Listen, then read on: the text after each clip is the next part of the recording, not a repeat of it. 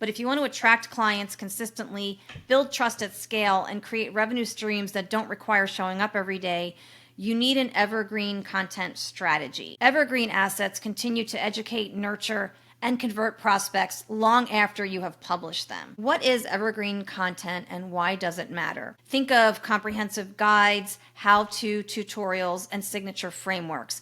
Anything that your audience will still find helpful months or even years from now. Unlike reactive content such as news commentary, evergreen pieces compound over time as they rank in search engines and get shared. As that occurs, these evergreen content pieces attract more traffic to your website, more people calling your office to find out more about you. Evergreen content supports authority marketing because consistent high-quality resources build your reputation as a sought-after expert. Evergreen content also facilitates passive income because you can monetize through courses, memberships, books, and more without constant promotion. The right evergreen content strategy creates long-term leverage. This is True Voice Unfiltered, the podcast where raw truth meets real transformation.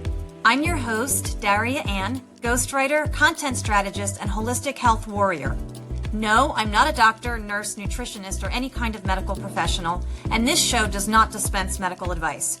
I'm just an informed patient sharing what I've learned on my own healing journey. I also interview accomplished authors, speakers, entrepreneurs, and functional medicine practitioners who are transforming lives. If you're ready to break free from the sick care system, reclaim your health, and transform your life, you're in the right place. Let's get unfiltered. Hi, and welcome to episode 15 of True Voice Unfiltered. I'm your host, Daria Anne, and today we are diving into a topic that could change the way you think about content authority and client generation. If you're a professional, expert, or thought leader who wants your knowledge to work for you even when you're not on every day, this episode is for you. Let's go ahead and get started. So how do you turn your expertise into an evergreen content strategy that generates new clients? Well, that was the subject of a recent blog I published that I'm going to share here. So we're living in an era of constant noise. There's a lot of things online, especially competing for your ideal client's attention. So how do you cut through that noise? Many experts struggle to translate their hard-earned knowledge and expertise into meaningful business growth. But if you want to attract clients consistently, build trust at scale, and create revenue streams that don't require showing up every day, you need an evergreen content strategy. Evergreen content is the digital equivalent of planting seeds that continue to bear fruit. Unlike trend-based viral social media posts that fade away after a week, evergreen assets continue to educate, nurture, and convert prospects long after you have published them. If you're committed to expertise monetization as an entrepreneur, functional medicine practitioner, or any kind of professional or thought leader, it's time to create content that sells 24/7 even when you're offline. So I'm going to explain in this episode how to transform your insights into lasting authority and income. What is evergreen content and why does it matter? Evergreen content refers to resources that remain relevant and valuable over time. Think of comprehensive guides, how-to tutorials, and signature frameworks. Anything that your audience will still find helpful months or even years from now. Unlike reactive content such as news commentary, evergreen pieces compound over time as they rank in search engines and get shared.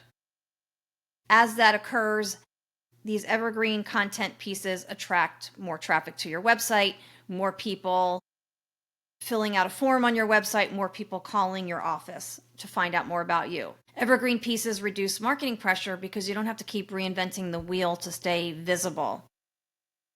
Evergreen content supports authority marketing because consistent high-quality content, consistent high-quality resources build your reputation as a sought-after expert.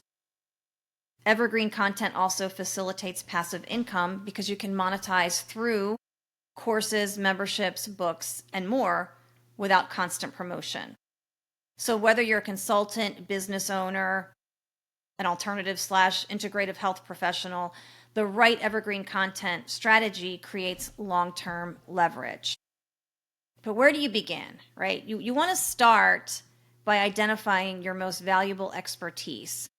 Before you can create content that sells without feeling salesy, that is the really important point.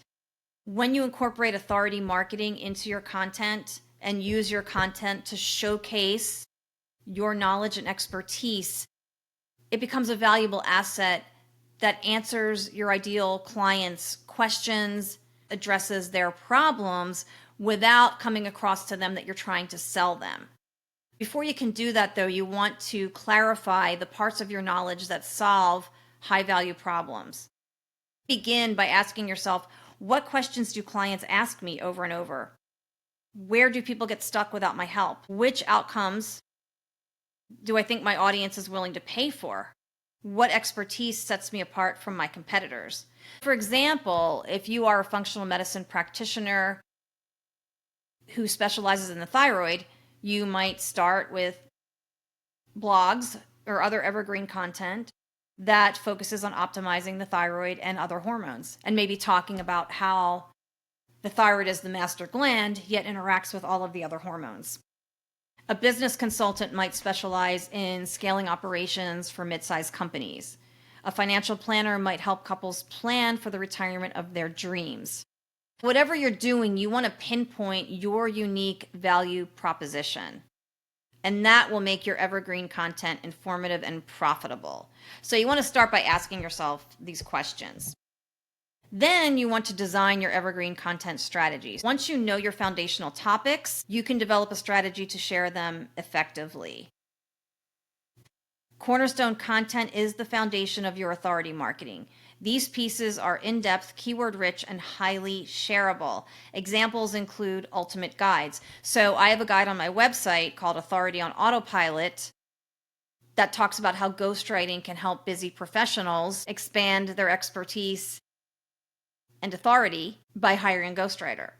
I also have a guide in my book, My Escape from the Sick Care System, a guide to overcoming PCOS, Hashimoto's, and autoimmune conditions with functional medicine. I have a free guide for my readers in there. They can click on the link and it'll take them to a guide that they can download and learn about how to find the right functional medicine practitioner for them. So it's something valuable in exchange for their email. Other examples include long-form tutorials such as how to build an evergreen marketing funnel or a signature framework. For example, the 5-step method to create content that sells. Each piece is a pillar that builds your brand authority. After you choose your cornerstone topics, you want to optimize for search engines, and that is so important. In my previous life as a content manager, I spent 6.5 years as a content manager for an award-winning digital marketing agency. I can tell you that SEO is non-negotiable. Whatever content we wrote, we optimized with SEO, and that's search engine optimization. You want to research the keywords your audience is searching for. For example, just to use the examples I used in my blog, evergreen content strategy, content that sells, and expertise monetization are all keywords. You want to use a good keyword research tool like Surf for SEO. Now, for books on Amazon, that is a whole different animal versus Google and blogs. On Amazon, the search terms are a little bit different. I recommend Publisher Rocket to research keywords on Amazon. So in other words, people go to Amazon, they plug in terms when they're looking for a particular book on that topic. So let's just say PCOS just to make it easier. That's why PCOS is in the title of my book. That was a keyword on Publisher Rocket that I located by using Publisher Rocket to do the keyword research specifically for Amazon, specifically for a book. So that's a separate tool that you use just for Amazon for books. I will talk more about that in a bit.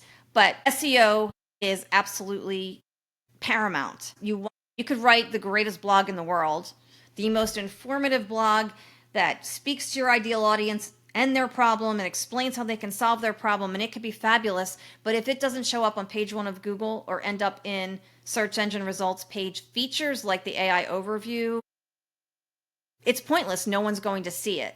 It's not enough to just write high quality content, which is still very important, especially in the age of AI. I have another book coming out in a couple of weeks. It's a mini book that talks about the importance of authenticity in the age of AI. But it's not enough just to write an excellent blog, for example, and just put it out there without doing the keyword research and incorporating those keywords artfully within the content.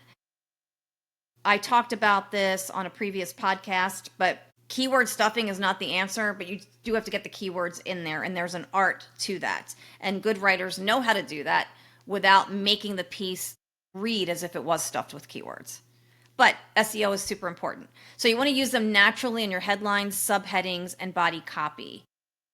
You also want to add meta descriptions and alt text for images. The meta description is the little summary that pops up on Google when somebody searches for your blog. In my life as a content manager, we always made sure the focus keyword was in there, the city, the state, the type of attorney, for example, and briefly what the blog was about. You want your meta descriptions to be no more than 160 characters so that the whole thing shows up when somebody searches on Google, but they are super important, as are alt text for images. Basically, in alt text, if somebody wasn't looking at the image, alt text would tell them what it was about, if that makes sense. So you always want to add alt text for your images and include internal links to other relevant sources like blogs on your website. You want to make sure, too, that you are publishing blogs regularly. I am publishing monthly blogs on my website, sometimes more often than monthly, but at least monthly, and then maybe there's an extra blog or two in there some months, depending on what I have time to do.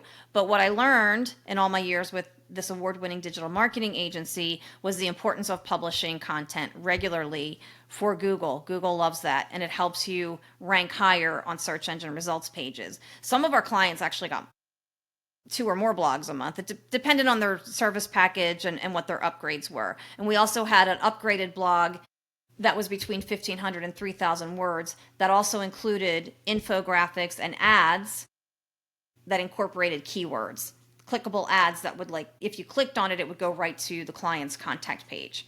There's all sorts of strategies you can incorporate, but you want to make sure that your content is search engine optimized, because that will become a magnet for qualified leads. The people who are looking for your services but maybe don't yet know that you exist. And you want them to know, like, and trust you. And you do that by writing content that showcases your authority and also your approachability. I would say that most clients I worked with at the agency, even though they were professionals, they wanted to strike a balance between coming across as competent and also engaging and almost like a friend, approachable, engaging and approachable. So it was sometimes a difficult balance to strike, because if you're an attorney, you want to come off as competent and knowledgeable. You want to come off as, we couldn't use the word expert when writing for attorneys. It's very strict bar rules, but yet you wanted them to come across as the expert without using that word, and still someone that their client could talk to, particularly if you're talking about a client that worked like in criminal defense or in personal injury. You definitely want to come across approachable to people who had just been in an accident and they're in severe pain. They want to feel like they're talking to a friend who also knows what they're doing in terms of seeking compensation for their injuries in that particular case. 3, integrate lead magnets. Evergreen content should guide readers toward the next step in your funnel. Offer valuable resources in exchange for email addresses. So their email address is valuable, and you want to give them something valuable in exchange for that valuable email, because you always want to build your email list to stay top of mind with your audience and communicate with them at least on a monthly basis. I don't want to get beyond the focus of this episode, but monthly newsletters are a great way to stay in touch with your audience and keep you top of mind, because they may not need your services immediately. And I'm going to use my own story as an example of that in a minute. But lead magnets can include checklists, templates, mini courses, or even exclusive videos. When you integrate lead magnets, your audience doesn't just consume your content, they join your community. And that's really what you want them to feel, because sometimes it's going to be a longer sales process depending on what you do. So you want to keep engaging them and keep building that trust over time, so that when they do need your product or service, you're the one they reach out to. I love number 4, repurpose into multiple formats, because different people prefer different learning styles. You want to create one core asset and then repurpose it into different types of content, including short videos or reels, infographics, slide decks for webinars, and podcast episodes. This strategy multiplies your reach without multiplying your workload. That's the beauty of it. You can take one blog and repurpose it into multiple different formats, kind of like what I'm doing now. Because we're talking about evergreen content, number 5 is particularly important. Update regularly because it does need periodic refreshing. If you're in the medical field, things change, new studies come out. If you're a lawyer, statutes change too. You want to review your most popular pieces every 6 to 12 months. Make sure there's no broken links, add new insights or examples. Maybe since your original publication, you worked with a client whose story perfectly illustrates what you're talking about. In a confidential way, you can talk about their story. So that would be a new example that you could add to existing content. You could update screenshots and any data. Maybe there are new sources. You want to make sure that your content stays evergreen. So review it every 6 to 12 months. Consistent updates maintain your credibility and improve your search engine rankings. I just want to address this misperception. Content that sells does not have to be pushy. In fact, you don't want it to be pushy because that's counterproductive. The most effective sales content educates first and sells second. So you can strike the right balance in several different ways. Teach generously. Share practical and actionable tips, not just vague concepts, because the more you help inform your audience, the more your prospects are going to trust you. This was something I often confronted with clients at the agency who would come to me and feel like their blogs gave away too much information. And I would have to show them, 1, that their competitors were putting out blogs with that same information. 2, you want to give your prospect enough information to show that you know what you're talking about, and also that they need someone to help them, namely you, because you know the subject matter inside and out. That's really important. You want to give them just enough information that they realize they need your help and that you are the person to help them because you've just demonstrated your knowledge on that topic. So don't be afraid to teach generously. But don't forget to include calls to action. Never assume that your reader knows what to do next after they read your blog or whatever it is. They read your lead magnet, your blog, your newsletter. Don't assume that they know what to do next. You want to invite them to schedule a call, download a resource, or purchase a course, whatever that next step is for you. Next point, showcase social proof. It always helps to share other clients that you've had that have been happy. That goes a long way. Use testimonials, case studies, and real data to demonstrate real results. So, hey, this client over here came to me with this problem. I resolved it. Here's their testimonial. And the more people can see that other people have worked with you and gotten great results, the more inclined they will be to work with you also. Align with your values. This is a very important point. If you prioritize service over hype, your audience will feel it and respond positively. So don't be afraid to let your values come through. Don't be afraid to demonstrate that you truly care about the people you work with in whatever profession or business you're in. Authenticity sells. Authenticity is what people are seeking. As a matter of fact, I have a mini book coming out, probably what's today, November 14th, probably in a few weeks, or I'm thinking at least by the first week of December. It's a mini book, probably going to be between 25 and 75 pages, but it's all about how books mean business, but publishing a book with authenticity builds business growth in the age of AI. I could do a whole other podcast, and I plan to do another podcast specifically about AI. But for our purposes here, talking about evergreen content, authenticity still rules. People are tired of the AI slop, okay? I'm not saying not to use AI. I admit I do use it as a tool, but I have a whole style guide that I created actually during my time as the content manager. And then when AI came along, I added a whole section called AI protocols and listed AI characteristics, such as overused sentence structures, overused words, and how to write things differently. So for example, it's not about this, it's about that. Like how to restructure the sentence to make the point without using that particular sentence structure, because that is one that is so overused, at least by ChatGPT, along with M dashes, which I still love. I used them as a writer before, and I still use them. I just use them more sparingly these days. But also AI, ChatGPT, overuses words like ensure and aim and navigate. And there are so many words in the English language that we can use instead of those words. Nothing against those words. They're perfectly acceptable words, but AI has just, in my mind, put them out of reach because they're just so overused. Whether you're writing this yourself or you're working with a content strategist, writer, ghostwriter, make sure that they understand that about AI and make sure that they prioritize authenticity.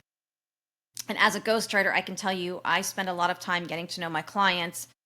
I have a genuine interest in other people, which I believe is really the top quality of a ghostwriter after the ability to write and organize expertise into a book that people will engage with.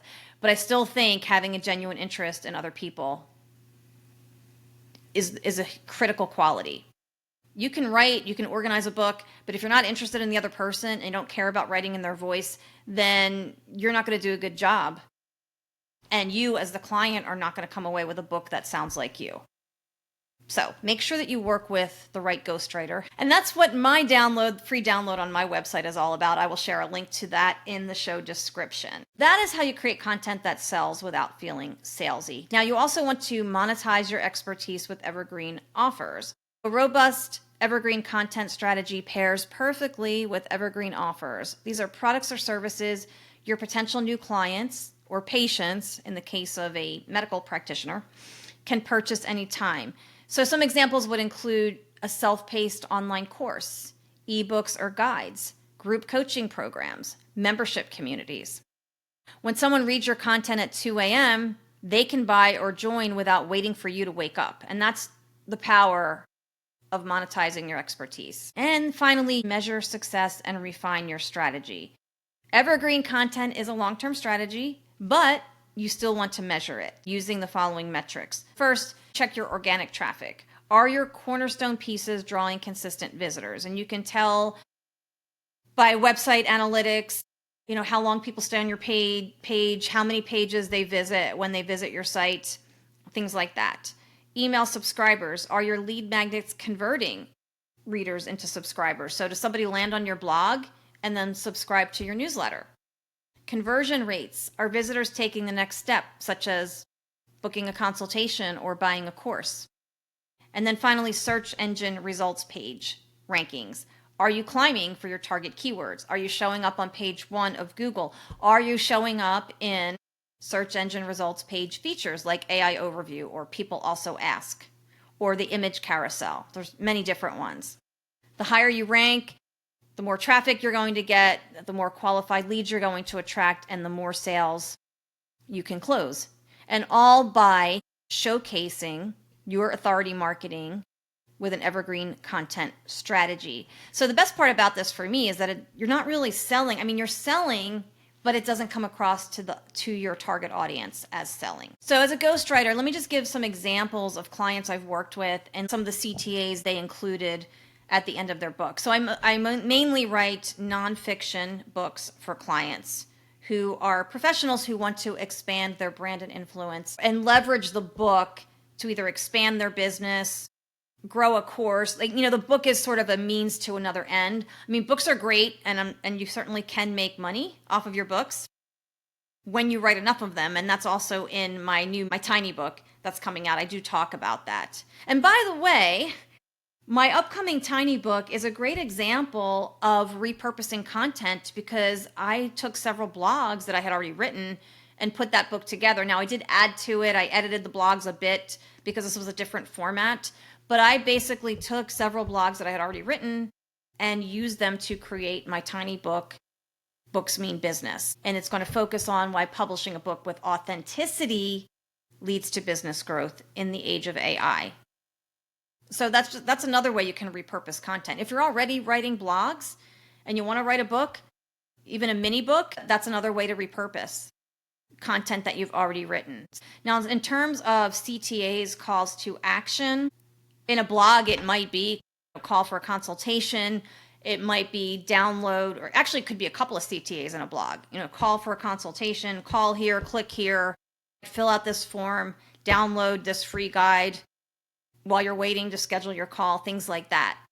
I write nonfiction books for professional clients who want to expand their brand and influence and use the book for a higher purpose. It's not necessarily about book sales, although when you write several books, trilogies, book series, yeah, you can make significant passive income.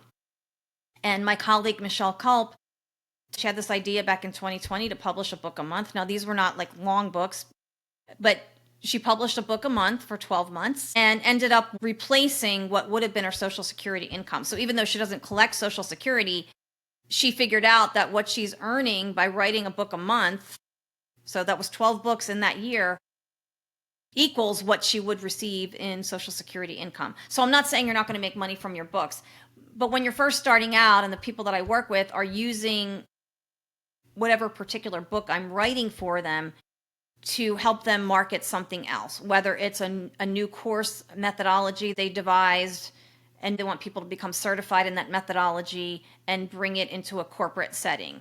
I have another client who is offering 3 different CTAs in his book.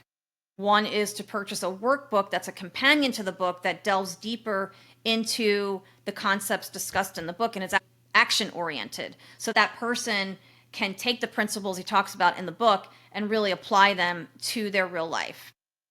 If they want to take it a step further, there's a mid-level CTA where they can sign up to join a mastermind group and work with a facilitator who is certified in his particular methodology. And a lot of people like that. They want interaction with other people, even if it's online. And so they're willing to pay for that. So that would be sort of like a mid-level offering. So there's the workbook. Maybe if somebody wants to take it a step further, they can take advantage of the mid-level offer, which would be the mastermind group. And then lastly, though, if they're really serious and they're ready to make the investment, they can apply, because not everyone's accepted, they could apply for one-on-one coaching. Now that's an example of a 3-tiered CTA. And I like that idea because you can reach people where they're at financially, what they're able to invest in. And so after they read your book, they do want to continue on with you in some form. Maybe one-on-one coaching is unaffordable, but maybe they could do the mastermind group. Maybe they're not ready to do the mastermind group right now, but they would love a companion workbook so they can apply the principles they learned in your book. There's many ways you can go with this. I had another client, I ghostwrote her book, and her goal is to become a TED Talk speaker and be invited to serve on more boards. It really depends on the client and what their goals are. And certainly as you write more books over time, you just expand your brand and influence and constantly build. And that also then supports those other efforts like the mastermind group and the one-on-one coaching. It's very important to offer several different things. But even with a blog, you can offer more than one CTA. Like I said, the CTA could be to call you to schedule a consultation and download my free guide while you wait. So there's a lot of different ways that you can offer value to your audience and set yourself up as the authority in your field. Now, particularly in terms of full-length books, and I'm talking 20,000 words, so it ends up being between 150 to 200 pages. That's really the sweet spot for books, unless you're Tony Robbins, someone very famous. Formatted in a paperback and formatted for Kindle is perfect. It gives you the opportunity to truly expand on your authority and showcase your knowledge and expertise, and then leading up to the CTAs at the end of the book. Very important with a book also to give away a free gift. As soon as they open that book, as a thank you, you want to offer them a free gift. And in my book, My Escape from the Sick Care System, I incorporated a free gift. It's a download on how to find the right functional medicine practitioner for you. So they get something of value. I get an email. I add them to my list, and then I can stay in touch with them through monthly newsletters and sort of build that trust, that authority over time. Because one of the things I'm trying to do is attract particularly functional medicine and holistic health practitioners who want to write a book, who know that a book is an evergreen brand asset that helps them expand their practice and their influence, but they don't have time. That's really who I want to attract. But I also want to attract everyday people who just need some guidance from another patient who's been where they are. I'm always quick to say, I am not any kind of medical professional. I'm not a nutritionist, nurse, doctor, chiropractor, any kind of medical professional, but I am an informed patient.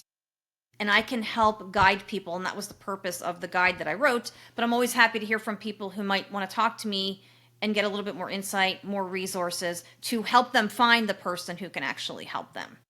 I had sort of a dual purpose there. I also have 2 more books coming out in this health trilogy, and I won't say too much more about it right now, but hopefully in the next year, by this time next year, I'll at least have the next one out. So I am working on it right now. But my tiny book, Books Mean Business, How Publishing a Book with Authenticity Leads to Business Growth in the Age of AI, will be coming out very shortly in the next, I'm going to say 2 to 4 weeks. I talked about it in my last episode, but I took Michelle Culp's Tiny Book Challenge and ended up with my tiny book that I'm going to be publishing shortly. And that reminds me, this episode is sponsored by the Best-Selling Author Program. Founded by Michelle Culp over a decade ago. Here are some graduates of her program. There I am at the top. My book went to bestseller in 4 different categories. I was very excited. As of this episode, I have 15 5-star reviews. I've gotten a lot of great feedback privately from readers of my book who are going to post Amazon reviews soon, so I'm looking forward to that. But you'll see a list of some of Michelle's clients here, and you'll see that it includes a broad spectrum of topics, all in the nonfiction realm. A lot of health and wellness, spirituality. In this case, Melissa Yost is an estate planning attorney. She just published a book called Why a Will Isn't Enough: How a Trust Can Help Your Loved Ones Avoid Probate, Minimize Family Conflict, and Bypass the Legal Mess Most wills leave behind. That is an example of authority marketing for an attorney, in this case, an estate planning attorney. Now, there are many ways she can take this from here. This book was about why a will isn't enough and how you also need a trust. Depending on what she does in her practice, though, if she offers Medicaid planning, her next book could be about that. She could talk about probate administration, if she handles probate administration or trust administration. So there's a lot of different ways you can go depending on your profession and your area of expertise. Go to bestsellingauthorprogram.com to learn more. I will put the link in the show description. Michelle and I work together. So in her packages, some of them offer ghostwriting. If you need that, I'm the ghostwriter. If you just need editing, I can be your editor. But her packages include also the formatting, original book cover design. She works with an excellent cover designer, 2 excellent formatters.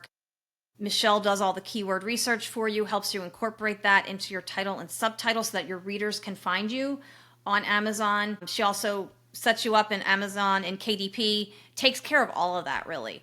So when you work with Michelle, whether you need somebody to write your book, ghostwriter, or edit your book, I can edit your book, and have all of those other things in place, including the book publicity, getting it on Amazon, but not just getting it on Amazon, right? This is the importance of SEO when it comes to books. Michelle does the keyword research.